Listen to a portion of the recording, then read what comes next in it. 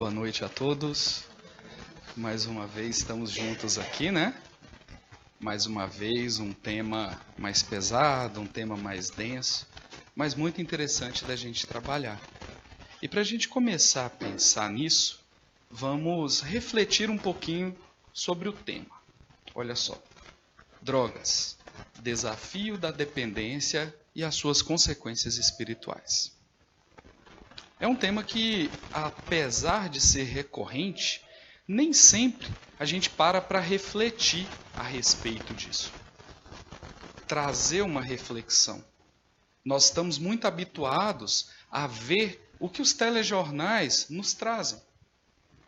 Os crimes que envolvem o uso de drogas, como a droga financia as práticas criminosas, as mazelas que os irmãos que enfrentam essa dependência passam, mas a gente não para fazer uma reflexão além.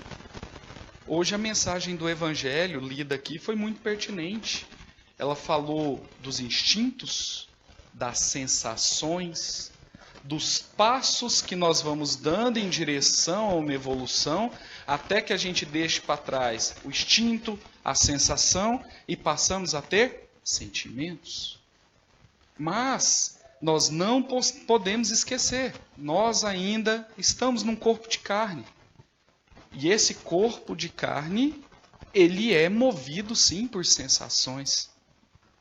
Tem um amigo meu, ele é professor de biologia e ele tem a tese de doutorado dele em comportamento animal. Como todo animal é racional, nós também somos animais.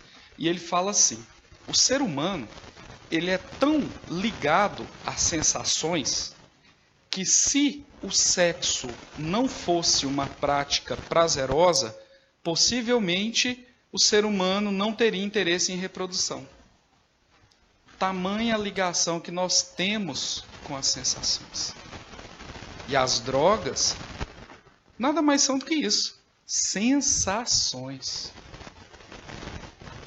Você usa uma droga no início e essa droga, obviamente, ela te traz algum tipo de satisfação. Se fosse ruim, as pessoas não usariam novamente e não acabariam se viciando. Então, se não fosse a satisfação daquele momento. Agora, o que a gente tem que pensar? Essa satisfação é real? Essa satisfação é plena? Essa satisfação é verdadeira? E isso a gente não pensa. Mas é inegável que o uso de drogas de abuso trazem sensações interessantes àqueles que usam. Vamos partir de um pressuposto. Você é uma pessoa normal aqui, sem nenhum tipo de vício, sem nada. Eu não vejo ninguém aqui chegando em casa, correndo, falar assim, vou chegar em casa para pegar um palito e espetar meu olho. Ninguém faz lá isso. Por quê? Porque a sensação não é boa. Não te traz satisfação. Para a gente continuar isso, vamos falar agora um pouquinho, tecnicamente, do uso de drogas. Eu vou pedir desculpa para vocês, vou pedir para o Antônio ir me auxiliando na passagem dos slides, que hoje a gente não está conseguindo aqui. Então, olha só. O primeiro conceito. Conceito para a gente entender o que é droga. Droga é qualquer substância estranha ao nosso corpo que, estando dentro dele, nos cause alterações fisiológicas ou psíquicas. Então, eu pergunto a vocês. Quem aqui usa drogas? Todos nós. Todos nós. Então é importante deixar claro a ideia. Droga é qualquer substância externa que cause uma alteração no seu organismo. Então aquele chazinho que a mamãe faz para o bebê que está com cólica, ela está fornecendo droga ao bebê? Sim. Não está causando uma alteração fisiológica? Está causando. Então não é droga. O medicamento que eu tomo regularmente para pressão, com o médico receitando, é droga? É droga. Onde está a diferença? No termo drogas de abuso. E dentro das drogas de abuso, a gente ainda tem uma outra categoria, que são drogas de abuso e são ilícitas. O que seria uma droga de abuso? É aquela que você utiliza para satisfazer, para gerar em você sensações que, teoricamente, de maneira falseada, te trazem algum tipo de conforto, de alegria, de euforia e assim sucessivamente. Ainda dentro dessa ideia, agora que ficou claro para a gente que hoje nós vamos tratar do abuso dessas substâncias, ou seja, as drogas de abuso, fica mais fácil entender qual é o objetivo da nossa palestra. Pensando assim, vamos para o próximo slide, para a gente continuar a ideia. Olha só. As drogas elas podem ser divididas em grupos. Nós temos drogas que são depressoras, drogas que são estimulantes e drogas que são perturbadoras. Temos essas divisões. E temos mais uma ainda. Dentro dessa categoria, você vai dar uma olhada e você vai ver que nem tudo que está ali é proibido, é ilícito. Algumas são vendidas normalmente na farmácia. Ou você consegue normalmente plantando no fundo da sua casa. Olha só um exemplo. Álcool. O álcool pode ser tratado como uma droga de abuso. Ele é utilizado para isso. Mas ele não é ilícito. Mas é uma droga de abuso e causa dependência e mais uma série de outros males. E aí vem o interessante. Muitas pessoas usam drogas, no caso o álcool. Me dá mais liberdade, eu fico mais alegrinho quando eu estou num grau. E na prática, a ciência prova que o álcool é uma droga depressora.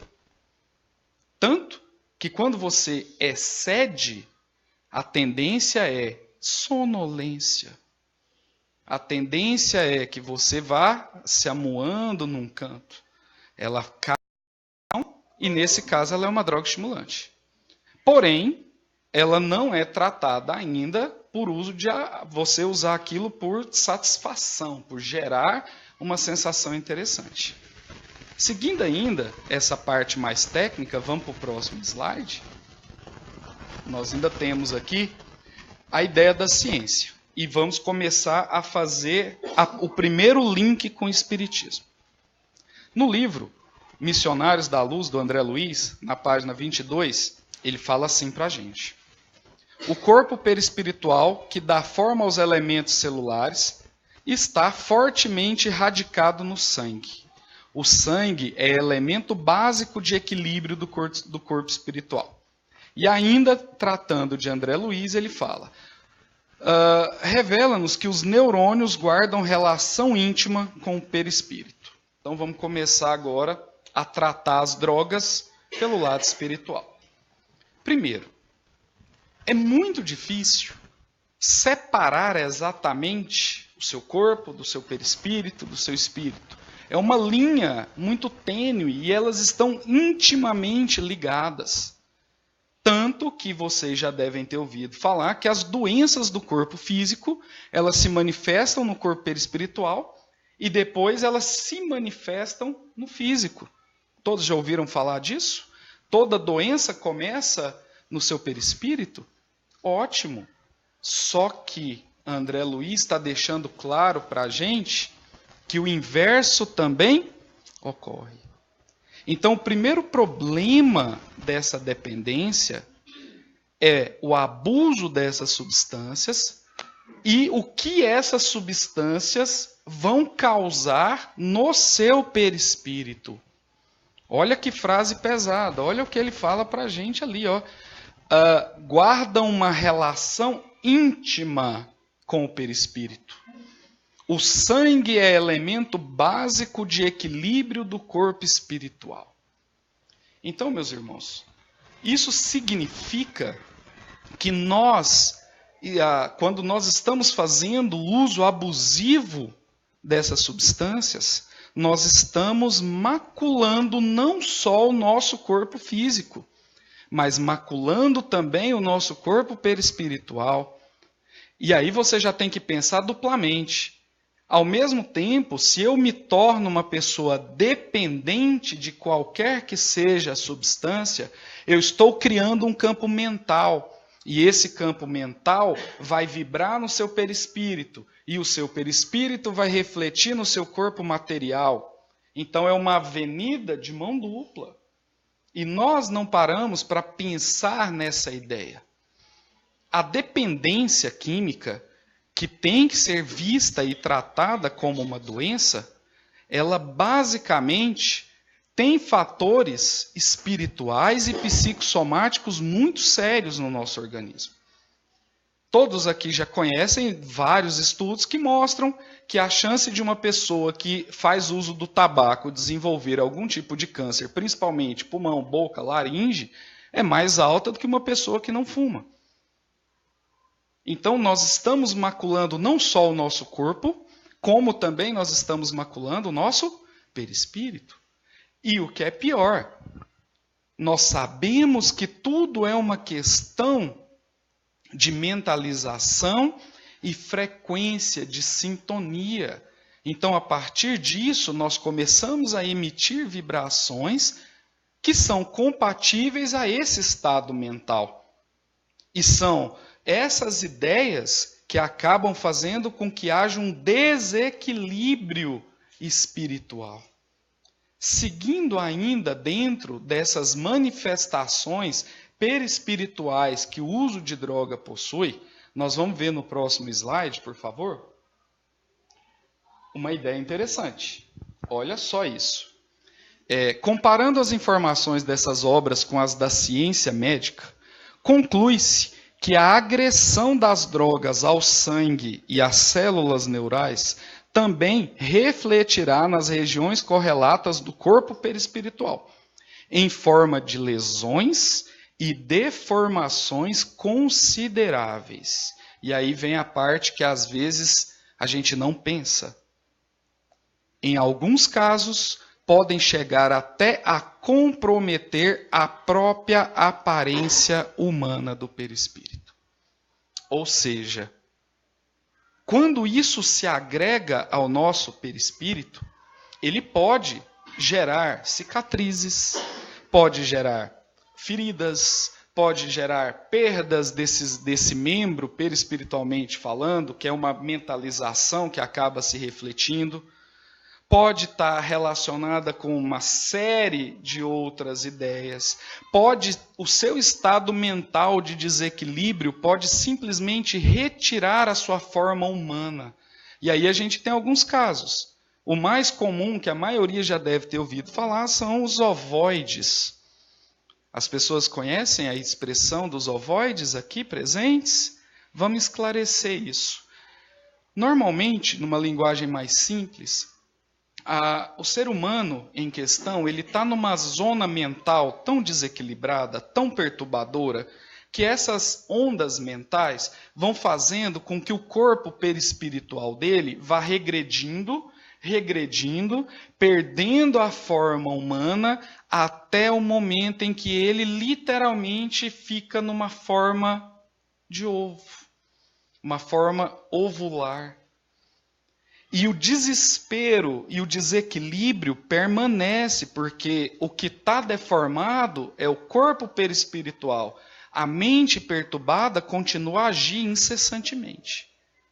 Há relatos de espíritos com tamanho desequilíbrio que têm pesadelos e dores indescritíveis.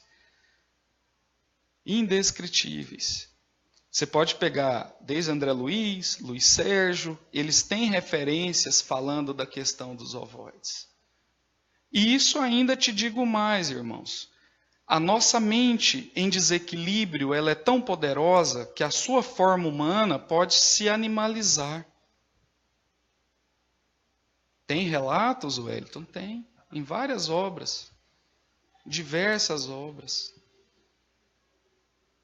Então, partindo dessa ideia, olha o reflexo que uma coisa está levando à outra. Você faz o uso dessa substância, essa substância obviamente, altera o seu estado mental. Esse estado mental, ele vai se desequilibrando, vai se tornando completamente desfavorável às boas emanações, às boas irradiações, e automaticamente nós vamos gerar no nosso próprio corpo tudo isso que eu relatei para vocês. Aliás, rádio que toca rock, achando que você vai ouvir música sertaneja. Não dá. A frequência que vai receber é aquela. Isso também somos nós. Se nós estamos em desequilíbrio mental, nós estamos emanando ondas de desequilíbrio, automaticamente nós só vamos conseguir interagir com seres que estejam no mesmo padrão vibratório que a gente. Um exemplo muito interessante, eu gosto de citar, porque a maioria de nós espíritas assistiu, você vê isso claramente naquele filme Nosso Lar. André Luiz, em sofrimento pelo umbral, em sofrimento, em desequilíbrio mental, ele não conseguia perceber a presença dos irmãos espirituais que estavam ali para fazer o socorro. Os irmãos estavam ali? Estavam. Mas a frequência mental dele não fazia com que eles tivessem acesso, não tivessem condições de ajudar. E isso fica claro quando ele tem o primeiro encontro com a mãe dele. E a mãe dele fala, olha, eu estive com você o tempo todo. Desde o desencarne até a chegada dele ao umbral, ao tudo que ele passou naquele estado umbralino. Então, meus irmãos, devemos pensar o seguinte, a ação dos espíritos inferiores junto ao viciado. Se nós estamos nessa frequência, nós vamos nos unir a pessoas que têm a mesma frequência que nós. Outra coisa que às vezes a gente deixa escapar. Vocês já ouviram falar que todo mundo que morre vira santo? Nunca ouviram? Vai num velório para você ver. Vai num velório e observa. Depois que aquele cidadão desencarnou, o povo que chega ao redor da família, ao redor do corpo, era tão bonzinho, vira santo. E na verdade não é isso que acontece. Nós apenas mudamos o plano. Nós continuamos sendo quem nós somos. Nós continuamos gostando do que nós gostávamos em vida. Nós continuamos sendo as mesmas pessoas individuais, com gostos, com os desejos, com os anseios. Então, meus irmãos, é muito fácil você perceber que ao desencarnar, e você é ainda um dependente químico, você vai continuar tendo a necessidade daquelas substâncias. Só que agora nós vamos discutir num nível diferente. Se nós desencarnamos, o mundo material não nos pertence mais. Então, como é que eu vou conseguir, por exemplo, satisfazer o meu desejo por álcool no plano espiritual? No plano espiritual tem álcool lá? Eu vou procurar ali uma destilaria, comprar uma caninha, destilaria do umbral. Não tem. Como é que isso acontece? A ideia é muito simples. Olha só como é que a coisa é mais interessante do que a gente imagina. Irmão, lembra que eu te contei que tudo é mente? Tudo é a sua mente? Então, do outro lado, se você tem esse desejo, você vai procurar pessoas encarnadas que também têm essa afinidade. E você vai se juntar, se aproximar dessa pessoa. E o que você consegue absorver? Você não consegue, enquanto espírito, pegar o copo de álcool e tomar a bebida. Mas você consegue captar as emanações vibratórias daquela pessoa que está tomando e compartilhar as sensações que aquela pessoa encarnada está tendo, você compartilha com ela do outro lado. Enquanto você está apenas compartilhando, tudo bem. Você não está intervindo, não está interferindo.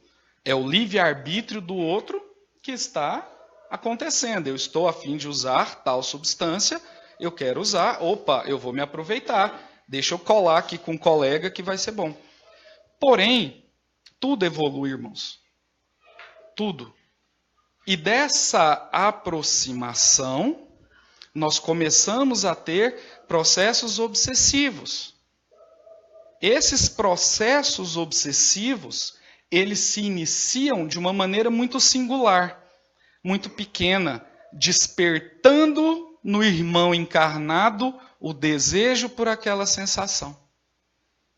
Às vezes, nem é o encarnado que está com vontade daquela sensação, mas ele já tem um irmão que sabe que, olha, aquele camarada ali gosta, vou ficar perto dele, na hora que ele baixar o padrão vibratório dele, o orar e vigiar dele dá uma falhadinha, eu vou lá, dou uma cutucadinha nele e começo a emanar. Chego no ouvidinho dele, nossa, tá quente hoje, hein? Uma cerveja cairia muito bem hoje. E faço a sugestão mental ao encarnado. Dependendo do grau de afinidade que esses seres têm em comum, isso se transforma numa ideia para o encarnado. E a ideia desse encarnado vai sendo sempre reforçada, até que ela se reflete como uma vontade. Ele vai lá e faz o uso. Agora, meus irmãos, a dependência então é tudo culpa dos desencarnados. Não. Nós temos explicações biológicas que deixam muito claro a questão da necessidade, tanto que é tratado como uma doença. Mas não podemos, em hipótese nenhuma, descartar a influência. Allan Kardec pergunta ao Espírito da Verdade o quanto os espíritos influenciam a nossa vida. Alguém se lembra da resposta? Muito mais do que vocês imaginam. Então nós estamos sujeitos às influenciações. E aí nós começamos simples, uma obsessão. Como outros irmãos palestrantes aqui já falaram, eu assisti aqui com vocês, já foi falado sobre obsessão e os graus que essa obsessão tem. Começa com uma sugestão, até que nós podemos chegar ao fato maior de nos tornarmos uma marionete nas mãos daquele irmão. Estarmos tão juntos espiritualmente com eles, que na verdade não é mais possível separar as vontades de um da vontade do outro. É um grau mais elevado que nós chamamos de subjugação. Isso tudo pela lei da afinidade. Tratando sobre isso, olha o que Emmanuel nos coloca. Emmanuel nos coloca assim, ó. O viciado, ao alimentar o vício dessas entidades que a ele se apegam, para usufruir das mesmas inalações inebriantes, através de um processo de simbiose em níveis vibratórios, coleta em seu prejuízos as impregnações fluídicas maléficas daquelas, tornando-se enfermiço, triste, grosseiro, infeliz, preso à vontade de entidades inferiores, sem o domínio da consciência dos seus verdadeiros desejos. Complexo. Mas como o nosso tema é justamente tratar as consequências espirituais da dependência, fica o alerta. Não sou eu que estou te dando esse alerta. São os irmãos que já estão no plano de lá, que já estão bem mais evoluídos, que estão nos contando o que acontece. Como que a coisa funciona. Ainda te digo mais, irmãos. Nós vamos evoluir desses graus de obsessão com um termo que é utilizado muito no meio espírita, que é o vampirismo. Vamos para o próximo slide.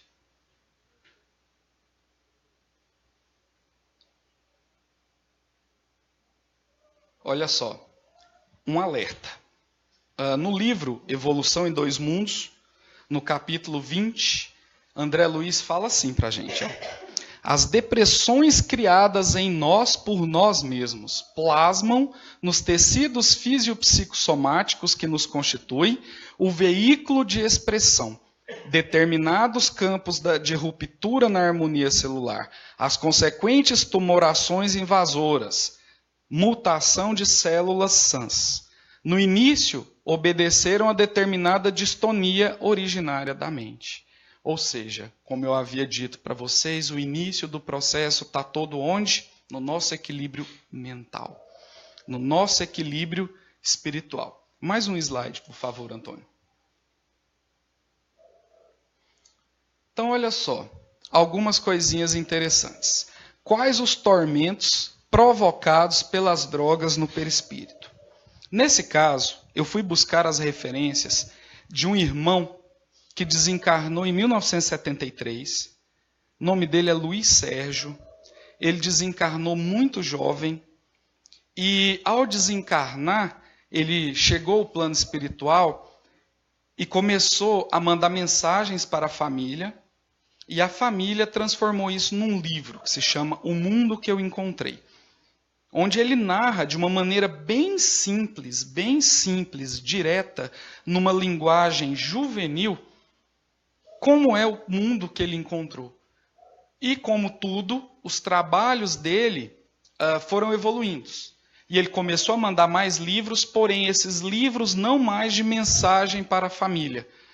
Ele se fez participar de um grupo, né, os Raiozinhos do Sol, que tratam exclusivamente do uso de drogas e do abuso sexual entre os jovens.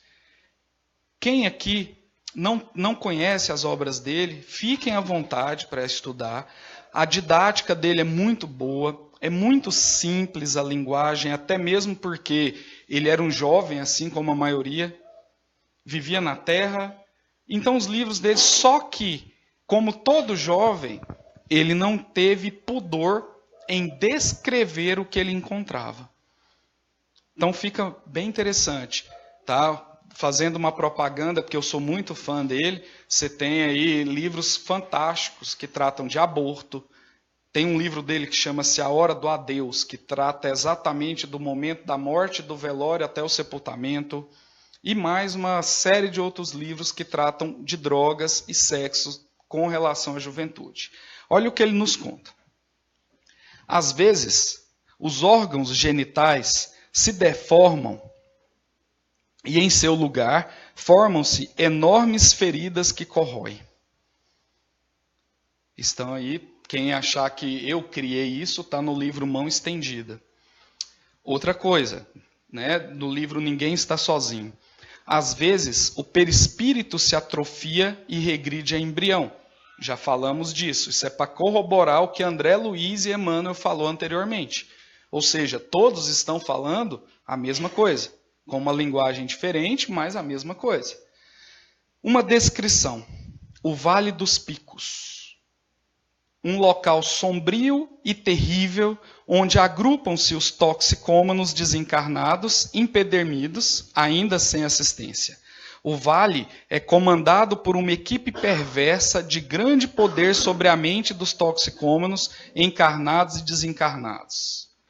Irmãos, ele está descrevendo um local específico no plano espiritual, onde, por uma questão de afinidade, os irmãos toxicômanos são levados. E sem assistência ainda. E o livro, eu não quis chocá-los assim, porque eu não conheço exatamente como cada um reagiria, faz descrições ainda mais terríveis do local e dos sofrimentos. Por isso eu deixo a referência. Quem sentir a ideia, sentir tocado, quiser ler, está ali o nome do livro para você acompanhar na íntegra.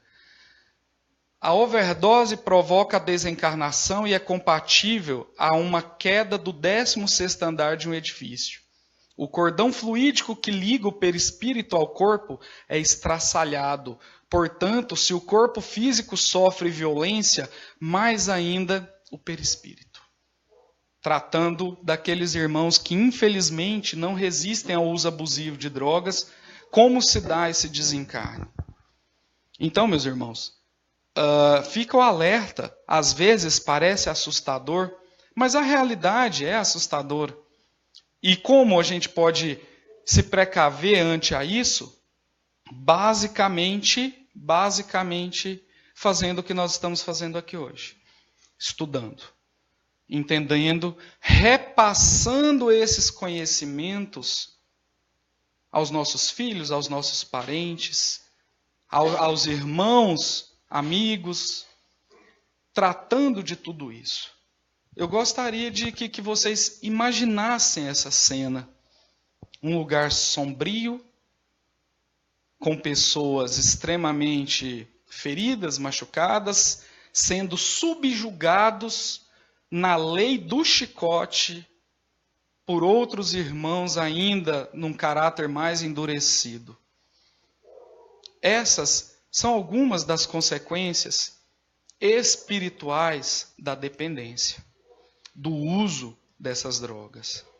Nessa brincadeira, se é que eu posso falar que é brincadeira, nós temos alguns relatos tão impressionantes, como, por exemplo, no livro Universo de Amor, de uma jovem que, devido ao uso de drogas, à dependência, a única maneira que ela conseguiu suprir o seu vício foi se prostituindo.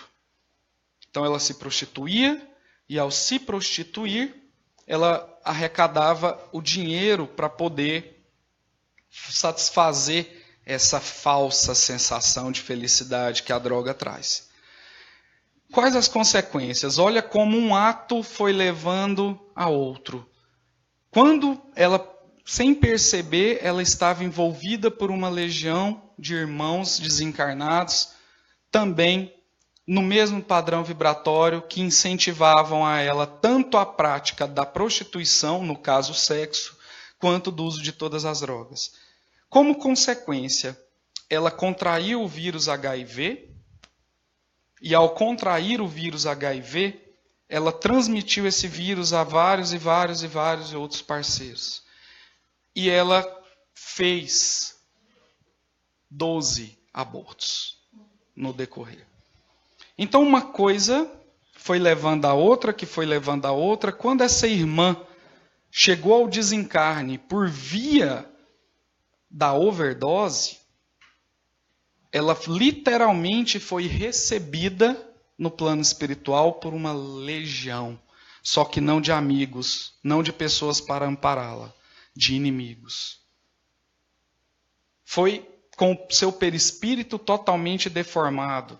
Ela tinha, segundo a descrição do livro, ovoides, que são esses irmãos que ela abortou, no sentimento de ódio, desequilíbrio, acabaram se fixando como ovoides no perispírito, na região do abdômen dela. Feridas e chagas por todo o corpo, sofrimentos indescritíveis. E isso tudo por uma sensação. Por uma simples sensação. Teoricamente de prazer. Falseada e mascarada pelo uso das drogas. Nesse critério, irmãos, para a gente ir encerrando, por conta do nosso tempo, a gente já pode deixar essa reflexão. Uma reflexão íntima. Você não precisa exteriorizar essa reflexão para ninguém. Você pode simplesmente tratar isso de uma maneira sua, com uma reforma íntima. Se você conhece pessoas que estão ligadas a esse vício, faça a instrução delas. Ah, Wellington, mas a gente fala, mas parte da pessoa, tudo bem, mas faça a sua parte. Tente sempre fazer com que socorra.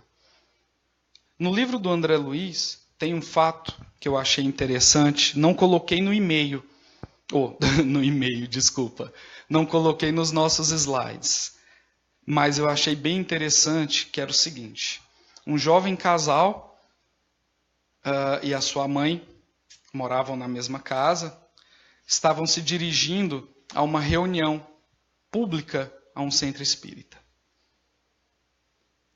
E eles saíram de casa todos felizes, vamos ao centro. E esse rapaz, ele tinha, vamos dizer assim, já um pezinho no vício do álcool. E eles foram justamente para começar um tratamento espiritual que ajudasse esse irmão a não se enveredar ainda mais por esses caminhos.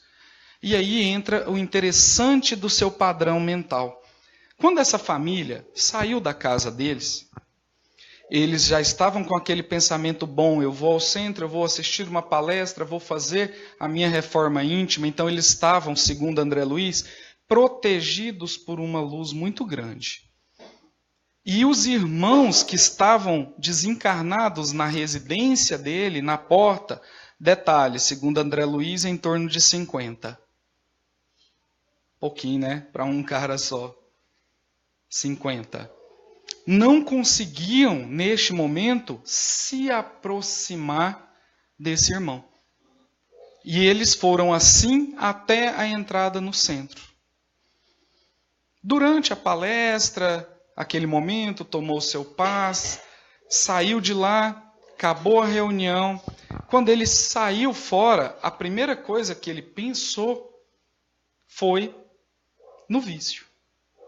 Quando ele fez isso, o padrão vibratório dele caiu de tal forma que os irmãos que estavam seguindo ele do lado de fora, segundo a descrição de André Luiz, caíram sobre ele como um enxame de abelhas. E começaram a falar, intuir no ouvido dele: olha, você está com sede. Olha, você está precisando tomar um golinho. E ele começou a sentir aquilo. Só que ele ficava naquela brincadeira. Ele falava: nossa, eu estou com vontade de tomar algo. Mas ao mesmo tempo ele lembrava: ops, espera aí, eu estou com um pensamento de mudança. Então ele ficava assim. Uma das entidades mais experientes nesse trato da obsessão, bem mais experiente, viu que ele estava, vamos dizer assim, numa disputa, e olha o que o grau de sintonia permitiu que fosse feito. Essa entidade conseguiu espiritualmente tocar na faringe, na laringe desse irmão e começar a fazer assim, ó. Vocês lembram daquela propaganda, o bichinho do... E ele começou a sentir uma secura na garganta. E adivinha, a secura, mais os outros irmãos do lado, e você tem, nossa, minha garganta está até coçando para tomar uma. Ele se desviou do caminho de casa, deixou a esposa e a mãe e parou no barzinho da esquina. Tamanho é o grau de influência. Mais uma vez eu friso, irmãos. Nem tudo é culpa dos irmãos desencarnados. Nós temos o nosso livre-arbítrio. E a ciência comprova que o seu corpo físico sofre um processo de doença, de dependência por falta de alguma substância. Essa falta de alguma substância a gente vê aí basicamente nos processos depressivos. Como é que se trata? Terapia e um medicamento que tenta regular o nível dessas substâncias no cérebro da pessoa. Mas não podemos, como espíritas que somos, jamais ignorar a ação dos nossos irmãos. Os processos de vampirização. Tem uma brincadeira, e essa eu não consigo citar a fonte de onde foi tirado, mas um colega palestrante uma vez, ele fala assim: ninguém nunca usa drogas sozinhos. No mínimo ele está acompanhado de 20. Sejam eles encarnados ou desencarnados. Então é uma proporção muito grande. a impressão mental é tão forte que existe um livro chamado O Roqueiro no Além. Esse livro, O Roqueiro no Além, teoricamente trata da vida de Raul Seixas no plano espiritual. Eu digo teoricamente porque em momento nenhum no livro está escrito que é isso. Mas as informações que vão sendo repassadas nos levam a fazer essa identificação. E ele conta que num determinado momento, ele ainda estava começando o processo dele de reequilíbrio, ele passou e tinham alguns jovens dentro de um carro, e dentro desse carro, por algum motivo, começou a tocar uma das canções dele. E os jovens enrolaram um baseado e na hora falaram assim: esse aqui é pro Raulzito, aquele que me ensinou como é bom puxar um fumo. Quando ele fez isso, esse ato, mais esse estado mental, o espírito, no caso lá chamado não de Raul, mas o espírito em questão, ele diz que na hora ele entrou no padrão vibratório deles e instantaneamente entrou em desequilíbrio, e ao entrar em desequilíbrio ele se viu novamente ligado ao corpo em apodrecimento na cova dele, onde ele descreve os vermes andando por todos os lados. E é interessante que pensamos nisso. O quanto o padrão vibratório é importante. Então, meus irmãos, nós temos que tomar medidas preventivas a respeito disso, dos nossos padrões mentais. Se nós temos um problema, temos que tratá-lo. Uma das formas que o Espiritismo tem, educando, elucidando. O papel da casa espírita, nesse trabalho todo, é esse que nós estamos vendo aqui. São palestras, a casa está aberta com um tratamento espiritual para auxiliar o tratamento terreno, é receber, é a prática da caridade, os bons pensamentos, boas leituras, e você consegue se elevar, manter o seu padrão vibratório de forma que esse grau de interferência venha a diminuir. E aí o grau de interferência passa a ser dos espíritos bondosos, porque você está sintonizado no padrão vibratório deles. Esse é o nosso papel como espírita, como aquele que está tentando nas lides. Eu achei interessante uma vez, eu dou aula numa escola e estava na reunião de pais e o professor elogiou os filhos de uma mãe que estava lá presente. Nossa, seus filhos são muito interessados, são muito bons, são pessoas maravilhosas. Como é que você conseguiu chegar nesse nível com suas crianças? Aí ela virou e falou assim: olha, nós temos uma religião. Na hora ela não falou qual era a religião, né? E dentro daquilo que nós acreditamos, meus filhos estão sempre participando de projetos sociais, sempre tratando de ajudar ao próximo, na prática da caridade e se relacionando com pessoas que também tenham exatamente os mesmos princípios. É a única coisa de diferente que a gente faz lá em casa. Os meninos são fantásticos. Hoje trabalham com 15, 16 anos ativamente em campanhas dentro da escola contra o uso de drogas, contra a violência. Eles, por si só, se organizam na prática da caridade para conseguir doação de alimento, conseguir doação de agasalho. Então, gente, isso é muito importante para o nosso jovem. Não que os mais velhos não façam uso, ou depois de velho não vá fazer uso disso, mas os que mais sofrem essas influenciações no mundo externo são os jovens. Então é deles que nós temos que pensar primeiramente. Irmãos, obrigado. Espero ter esclarecido muitas coisas aqui a respeito do tema para vocês. Quem quiser, depois eu deixo as fontes aí para vocês irem atrás, estudarem de maneira mais aprofundada.